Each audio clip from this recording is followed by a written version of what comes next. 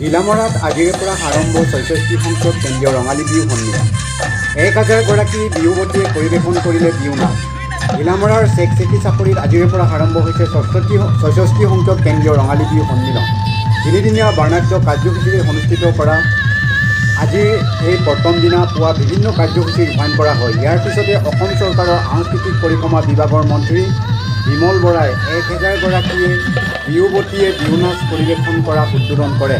উদ্বোধন কৰাৰ পিছত ১,০০০ বিহুৱতীয়ে একেলগে বিহু নাচ পৰিৱেশন কৰে আৰু ঢোল, পেঁপা, গগনা আৰু বিহুৱতীৰ নাচনীৰ চেও এক উৎসৱমুখৰ পৰিৱেশ বিৰাজ কৰে ঘিলামৰাত। ত্ৰিলোচন প্ৰেমৰ ৰিপৰ্ট, আহিল লোটাত নিউজ। ঘিলামৰাই খুব গৌৰৱোজ্জ্বলভাৱে প্ৰায় অৰ্ধ শতিকা অতিক্ৰম কৰিছে আৰু আজি তিনিদিনীয়া কাৰ্যসূচীৰে গ্ৰহণ কৰা কাৰ্যসূচীৰ প্ৰথম দিন প্ৰায় ১,০০০ গৰাকী বিহুৱতীৰ এটা সুন্দৰ নৃত্য তেখেতসকলে আয়োজন কৰিছিলে আৰু আমি খন্তেক পূৰ্বে এই নৃত্য উপভোগ কৰিলোঁ। আমি সকলোৱে জানো বিহু বুলি ক'লে এটা সুকীয়া মাদকতা আছে। বিহুৰ মাজত অপূৰ্ব সম্ভাৱনা লুকাই আছে আৰু তাতে ঢকুৱাখানা বুলি কোৱাৰ লগে লগে বিহুৰ লগত জড়িত অন্য এটা নাম ফাট বিহু ঐতিহাসিক এই ঢকুৱাখানাতে আছে।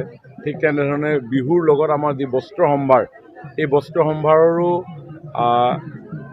উৎপত্তিৰ অন্যতম স্থল এই ঢকুৱাখানা। প্ৰত্যেক ঘৰতে ইয়াতে মুগা উৎপাদন হয়, প্ৰত্যেক ঘৰতে ইয়াত এৰী উৎপাদন হয়, প্ৰত্যেক ঘৰতে বস্ত্ৰ নিৰ্মাণ কৰা হয়।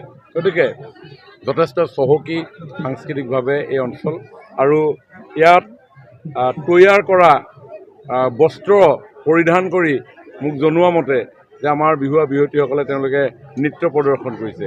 নিশ্চিতভাৱে এইটো এটা ডাঙৰ স্বাভিমানৰ কথা, গৌৰৱৰ কথা যে নিজৰ বাপতিসাহোন বিহুটো আমি উদযাপন কৰিছোঁ আমি নিজে প্ৰস্তুত কৰা বস্ত্ৰ পৰিধান কৰি।